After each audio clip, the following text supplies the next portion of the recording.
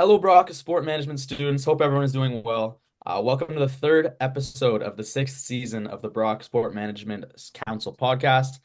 Today, I'm hosting with Cole, and I'll toss it over to Cole to introduce our first guest for today's episode. Hey everyone, thanks for taking the time to tune in today. And thanks, Dylan, for the intro. So today I'm very pleased to welcome Mr. Theo Zagar onto the podcast. So Theo, just to give a bit of a background, he's played soccer for 25 years, including with the University of Toronto men's team, where he broke the record for the most shutouts in a single season, was a three-time OUA first team All-Star, OUA MVP, and CIS Player of the Year. He also played with the Scarborough Missouri in the Ontario Soccer League, where he won two Ontario Cups and a national silver medal. Currently, Theo is the technical director and head goalkeeping coach for East York Soccer Club and has earned a Canada Soccer A coaching license. He was also my soccer coach for many years, and I owe a lot of my soccer ability to him. So thank you, Theo. And we are ecstatic to have you on the podcast today. So thanks for joining us. Thanks for having me. It was a pleasure to get that email from you, Cole, and whatever I can do to kind of help out with your podcast, your sports admin. I was very flattered and very honored to be on here today. Well, thank you very much. It means everything that you were able to make it on today. And yeah, so we're going to be learning from the best. So we'll just get right into it here. Okay. Um, just wondering if you could just tell us a little bit more about your position with East York now as the technical director and head goalkeeping coach. And I was wondering what your favorite parts of the job are, and what are some things that you find really rewarding about it that kind of makes you want to keep going every day. Yeah, so well, right now I got a little bit older, so my goalkeeping days are done. So I kind of transferred that portion onto my from my position to someone else. But I'm still the technical director. I've been the technical director probably for about now 10 years now. I think I started when I think Cole and Aki were on the same team when they were U7, U8. So right now, just taking a back seat with the coaching, obviously with Aki's team, or I mean him going to university, and then my daughter went to another team due to the fact that we didn't have an O7 team. So it gives me an opportunity to oversee the program now, making sure that the coaches are filled, or the coaching vacancies are filled, making sure that the curriculum is done on the field and off the field. And then making sure, obviously, it is a business, and we want to make sure that our clientele, i.e., our parents, are happy with the program, and if there's any feedback or concerns, I always want to make sure that our members are happy within the club, and trying to instill a positive environment for our young athletes, all the way from 7 all the way to 18, and making sure that they're continuing to learn, they're continuing to development, and then obviously different stages of our age groups. Now, I'm with a little bit of experience with my son, now going through the processes of, school selection recruitment center for O7 boys. Just trying to instill some good programs in our club. There's still room for improvement. We're still deemed as a smaller club in the GTA, but we always want to grow, and I align myself with some good coaches, some good people within the club to help me out, because I'm only one, and you need a good kind of team behind you to kind of reinforce everything that you want to do. Yeah, that's very true. You need a good support system always if you're gonna, you know, start as a smaller club and kind of work your way up to ideally recruiting players as well. So with that said, I was doing some research, and player registration has grown significantly, at least since I played for the club, and since the founding by your father, Jagan. So I was just wondering, with a program that now includes over 2,000 players, congrats to you, by the way, and 140 house league teams. Um, just like how do you overcome the challenges and make the most of the opportunities that kind of come with that growth? Obviously, we took a little bit of a hit with COVID, obviously, with a lot of programs taking a hit with COVID, and we're trying to bounce back. Our house league program kind of took a little bit of a dip last few years, but we're trying to kind of make sure that our house league program is our foundation. I mean, even though we'd like to, we all want to focus on the rep program, but it is our house league program where we would recruit our players at U7, U8, U9. And without a strong program, we want to make sure that foundation is still there. We're still building on trying to make our club as a holistic approach. A lot of obstacles, obviously, with field space, especially where we're situated. A lot of competition around us. So, if you go on the outskirts, say like Pickering and Whitby, there's only two or three clubs that they're kind of competing against. You look at East York, you have about six in the surrounding areas, and maybe even more now that the academies have, filtered into the system and now becoming part of our association. So there's a lot of challenges. We just have to make sure that we keep up with those demands. We have to make sure our programs are competitive. And we always want to give the best bang for our buck. We always want to make sure that we're being fair to our members and making sure that we're not a money making machine. But we do want to make sure that we stay afloat and we're in the black and never in the red. And I think our programs have been really good in terms of an economic or a financial sort of standpoint for our members and making sure that we provide them with the standard that we want them to be at as well. How are you able to like make sure that you allocate the proper resources for all the programs between House League and Rep, Elite, everything like that? Is there ever, a challenge or there's something that it can't really be done to get everything, all the resources into each Yeah, program? we always want to make sure that we give everything to everyone, and that's always a task every year. Every year provides us with a different challenge, whether it's field space and we just have to make sure that we forecast properly because obviously we just cannot just go. So our rep program starts in September and October, so we have to start budgeting for that program. Like in July, maybe even June, and we're just starting outdoor of the previous season. So we just have to make sure that we look at our costs from previous years, with, obviously expenses going up. We have to make sure that we forecast and make sure that we're at least saving for a rainy day as well. If we take a hit somewhere that, the last thing we want to do is ask parents to, come up with the money halfway through. And, so we've done a good job trying to forecast the financial challenges. We've worked together with some, good financial people as well to make sure that we don't want to make sure that we overcharge our clients, our members, whether it's house league or competitive. But every year is a different challenge, whether it's the facilities, whether it's uniforms, whether it's lack of coaches or coaching fees. They're gone are the days where they're volunteer coaches, right? So that's a new cost that has come into our system, especially in the rep program. So every year we take it day by day, and year by year we look at the different things that we have to prioritize, but we're in good standing, so we're not too far off with the challenges, and making sure that we can grant everyone their wishes, I guess.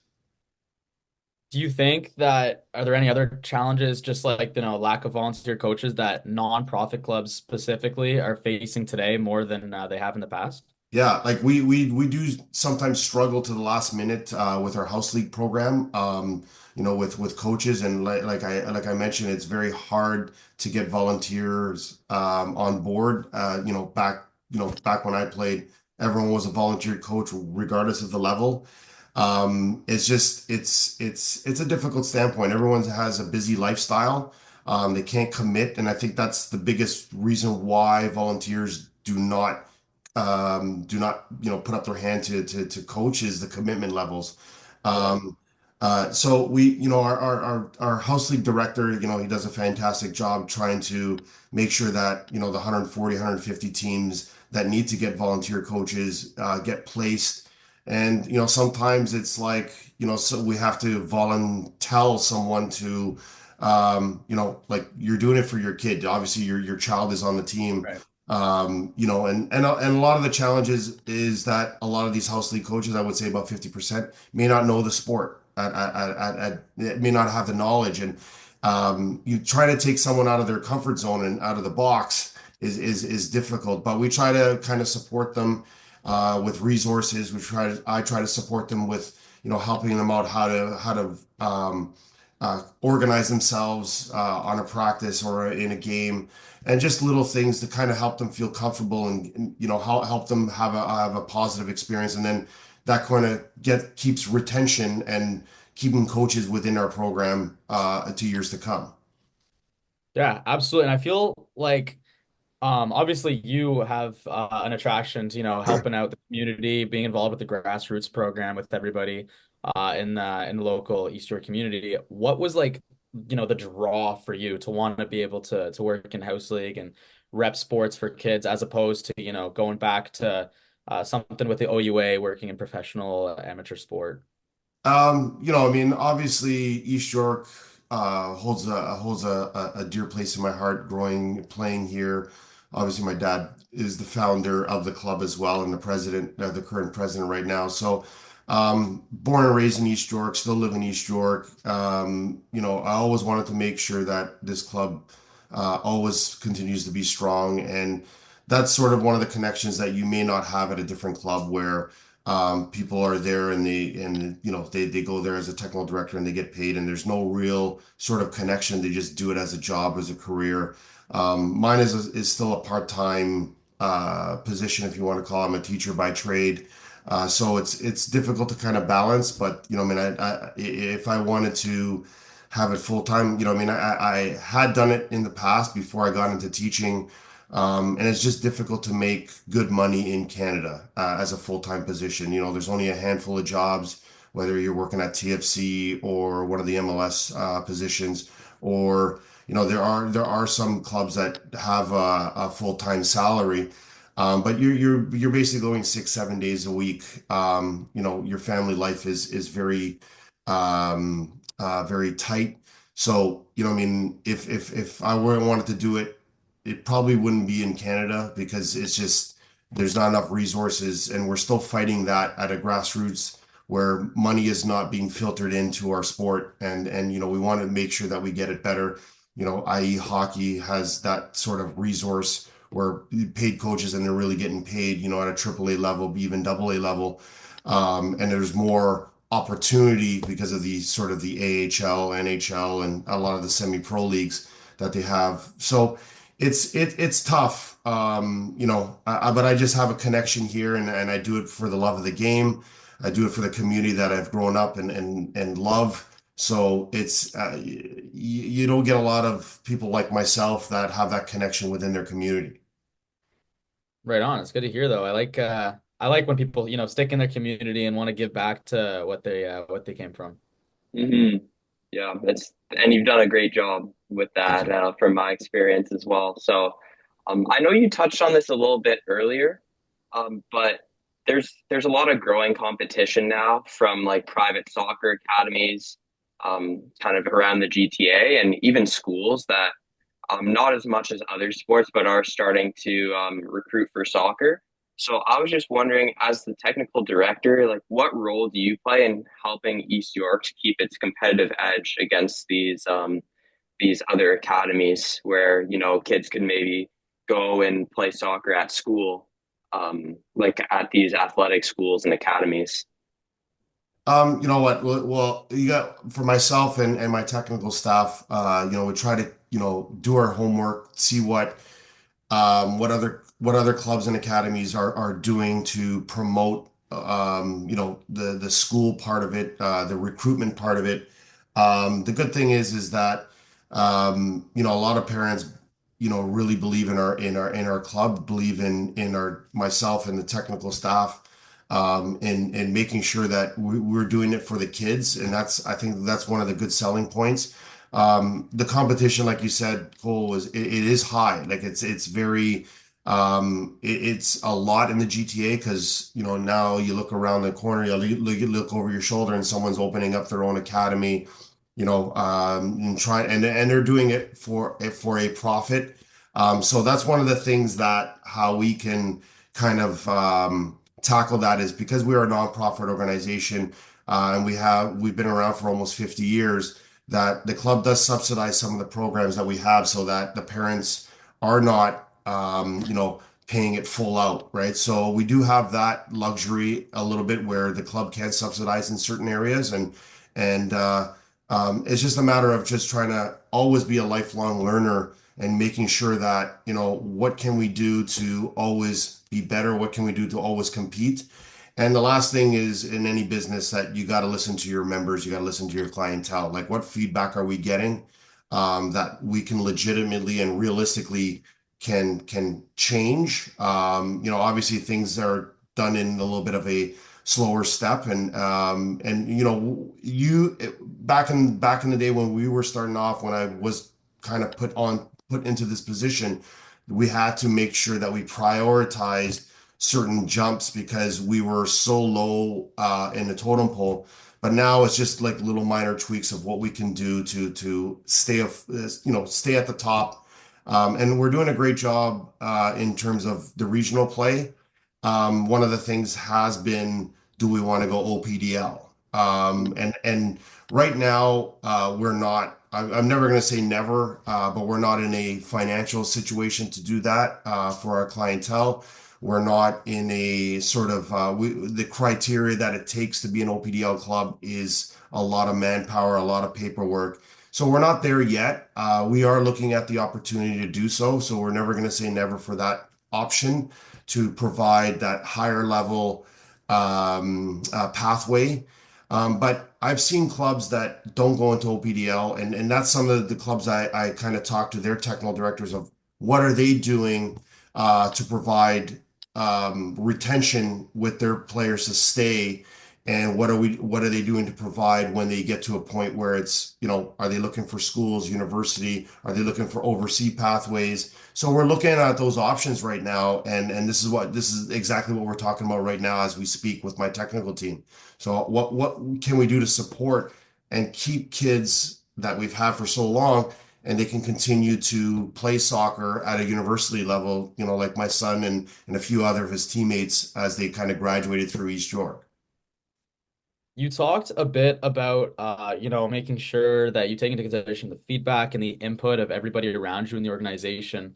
And I'm sure obviously that is more than important in other parts too. Just like the what is very, reinforced here at the Brock Sport Management Program. All the professors talk about fostering environments and cultures in sport organizations. So, how else other than, taking in the input of consideration of others, how do you make sure that soccer, remains inclusive for everyone and the culture is, just well reciprocated by everybody around East York? Yeah, it's a great question. It's tough to include everyone. I mean, obviously with my background being in teaching, that's one of the big things that how do we know the gaps that that each kid has or each age group has, and we're not there yet because we don't have a program for unable bodies to get involved. We're not there yet, and that's something that we're looking at and how we can include unable people to join into our especially in our house league programs. But we just know the sort of the temperature in our community of what is needed. We're the only club out of the Scarborough district because we play out of Scarborough that has a female program, which was very massive for our retention in our program to have a girls program, which only a few clubs in the GTA actually have both sides. So that's one of the things that we focus on is to make sure that both boys and girls, and we don't have that split. Whenever I coach, once they step on the field, they're just players, right? So we don't just say, okay, this is a session for the girls and a session for the boys, and they're the same age group. So that's one of the major steps that we've taken as a club is to provide for both male and female athletes and provide soccer at all levels, whether it's house league or rep for our females, because there's not a lot of GTA clubs that do that. And I see a lot of girls, whether they want to pursue something else, they have to go outside the city to get soccer for, especially for the females. So we're doing all right to include as many people as we can. Can we improve? Absolutely, and we're working on it with the club and see what we can do to include everyone at all levels. That's awesome, but also so shocking that there's not that Yeah, many options for women in GTA to play Yeah. soccer. Yeah. So I think when Cole came into the system, we had started, I think the year above, actually, yeah, the year above was our first female team that we kind of, and that when we rolled in our development program and our rep program, and we kind of relaunched that because what we had was, it was like kind of patches. We always filled the boys, and it was always never a problem to fill boys teams, but we only had patches of girls teams. Like we had maybe a U17, a U14, a U10, and that was it. And one of the things I wanted to do is change that. And we had a couple of coaches that really wanted to get involved with that and involved with the female program. And then from there, I think it was our '04 and '05 team. They were sort of the guinea pig slash the pioneers of that female program, and now we've blossomed to one of the best female programs in the GTA, and we have a lot of good competition in terms of having one of the best I would say in the province. So we're doing a good job in that direction in our community and in our district. There you go. yeah, it makes me very happy to hear that because, before recently, and this is going to lead into the next question, but it was really Team Canada's women's team who was having the majority of success. They took home the Olympic gold a few years ago, and obviously it produced some pretty incredible players, such as most notably Christine Sinclair. So that's really, it warms my heart to hear that that East York has always been investing in the women's game. So um, that leads into our next question, actually about Canada soccer. And so what I wanted to ask you is because obviously soccer in Canada has grown tremendously on both sides of the game since your playing days, and we all saw the Alfonso Davies goal at the 2022 World Yeah. Cup, the nation's first of all time, which is pretty special to watch live. But um, I was just wondering, what are your thoughts about the state of Canadian soccer today and its future, especially with Canada being a co-host of the upcoming 2026 FIFA World Cup? Yeah, it's always been a challenge to make soccer a priority in Canada. There's still a lot of challenges that are still happening right now, and that's keeping the CPL kind of alive. Or, I mean, there has been rumblings that, I mean, they're still in financial struggles. Uh, you know, Due to the fact that we have a vast, geography of our country compared to like the European teams and European countries where, you can go from one end to the other. It's like going through Ontario and that's it, right? So that's one of the challenges. It all has to do with money. The Americans, a lot of them the government puts a lot of money into sport itself. And they're finding their struggles as well in terms of the development. They've become very stagnant. But I think the first thing is the money issue. Is trying to invest in our sport, making sure that we can have a pro league that we don't have to filter into the MLS. Or have a connection with the MLS. I know they kind of have uh, the sort of the Champions League, Canadian Champions League, and then they kind of filter into that with North America. But we still find that still the same mentality from Ontario soccer and Canada soccer, where the changes are very limited, and we get frustrated because I mean, it could be a little bit controversial, but I think they're always trying to reinvent the wheel, and it's been fine. It's just a matter of just tweaking it. I think one of the major ones was, I think when my son and Cole were playing was the no scores, no standings. And you look at in the grassroots where it really takes a really toll. And this is where we want to make sure that kids stay in the sport. And when you get that challenge, and Canada being a multi-sport nation where, every other sport is playing scores and standings, you're losing players to other sports because kids want to compete, kids want to win a trophy.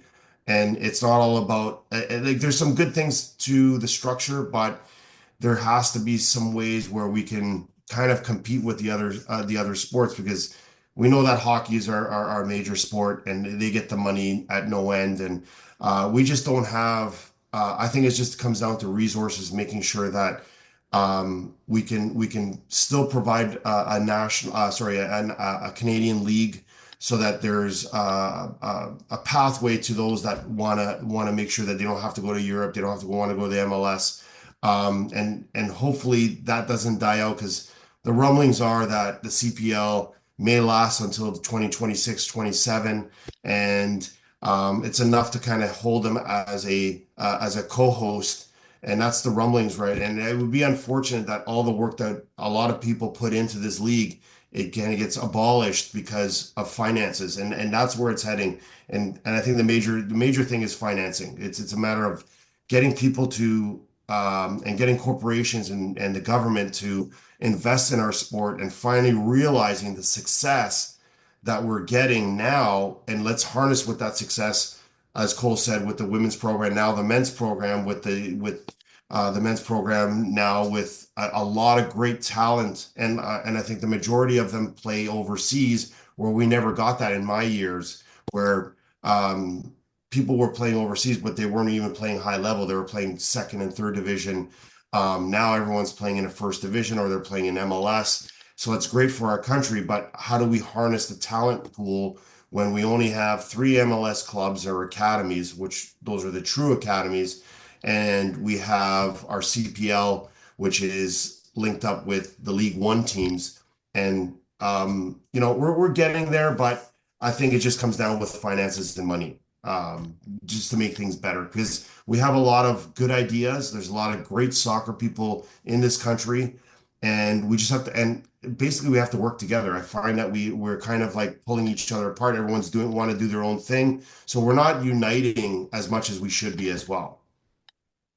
Yeah, I mean, it's funny to hear that obviously, inevitably, you're going to be not directly, but indirectly competing with other sports, even just to get, the funding and the opportunities from players to come. And talking about the MLS teams, encouraging that too. I've noticed that when a couple years ago, in my hometown in Ottawa, when the Ottawa Fury went there, now the Atletico FC, like everybody started playing soccer. There were Right. so many organizations in Ottawa just blew up when those semi-professional clubs started coming in. People started watching the games. So definitely there needs to be more of a push for professional, semi-professional, even amateur soccer for people to watch, and I feel like that definitely encourage more grassroots Hmm. players to come. Absolutely. Uh, and then I see that we got only 8 minutes left here on the meeting, so I'll wrap it up here with the last question. Obviously, we talked before about your professional experience playing soccer. How did that shape, how you manage your club and its programs? Is there anything that you can take away from your playing career to help? Well, I mean, obviously it was in different times, so things have changed tremendously when I played. I can just only bring my experiences and my knowledge of the game, and then making sure that we can present pathways because soccer and sport obviously presents pathways of not only just on the field but life experiences as well, right? So I try to use my experiences not only just on the field but off the field of you're gonna have lifelong friends of like I'll just do a quick story. I had a teammate of mine that we played on North York together at U15. Hadn't seen him for 30 years, and next thing you know, he's playing with my son, and his son is now playing on McGill, and we reunited for like 30 years later, and that's the power of sport itself. So. with my successes on the field, I mean, I try to take my knowledge and trying to, trying to help young athletes if they want, and especially the ones that I feel like they're talented enough to make it to the next level. What can I do to help them? Trying to open up a door for them, trying to make phone calls here and there to my network that I grew up now. Most of my teammates or ex-teammates or people that I've played against, they're either university coaches or they're part of some program that if I can open a door for someone, it feels good for me to kind of help someone because I know someone helped me when they opened the door for me, and that's half the battle. The other half is they gotta actually do what they need to do on the field. So, I just try to support as many kids, and they don't have to be in the East York Soccer Club. We have a lot of I mean, East York Collegiate is where I teach, and we have a very good soccer program there as well. So whatever I can do to help soccer, whether they're within the club or outside the club, I mean, if I can help a child or an athlete, and navigate them through to the next level, whether it's just a matter of just keeping them in the game, and that's how the game would grow, is to keep them into the game as long as possible. So whatever I can do with my experiences, with my network that I've built over the years, if I can open a door for someone and give them an opportunity that maybe someone that they couldn't do it themselves, I mean, I know I've done my job. And you're definitely doing that job because, as you said, with East York's girls program, you're definitely opening double the doors as most of these other youth soccer clubs. So kudos, kudos to you there, Theo. And yeah, I think that pretty much does it for our time today. But really, really enjoyed having you on the podcast, and thanks for taking some time out of your weekend to join us today. And best of luck to East York, and also with Aki and his career at McGill. Thank you. Thanks for having me, guys. It was a pleasure. And, I mean, always, whenever I can help out, I mean, it's all about helping out. Cole reached out to me as a young 7-year old when I met him and he was on my team and these are the networks and sort of the relationships you have. And I was very flattered to hear from you, Cole. And, I'm always willing to help out, especially former players and people that I know that that they're trying to you're starting to start your career in the sports admin program and whatever I can do to help, and I'm very flattered, and it was a pleasure to meet you, Dylan, and to help you guys out with this podcast today. Yeah, amazing. Thank you. You really shared. Usually, the guests that we have here, they usually stick around the professional, semi-professional realms. So it's good to hear from someone in the Hmm. nonprofit sector, really around the grassroots sector. My pleasure. Yeah. My pleasure. Yeah. Well, thank you so much, Theo, and enjoy the rest of your weekend. All right, to you as well. Thank you so much. Have a good Thank one. you. Take care. Okay, take care. Bye.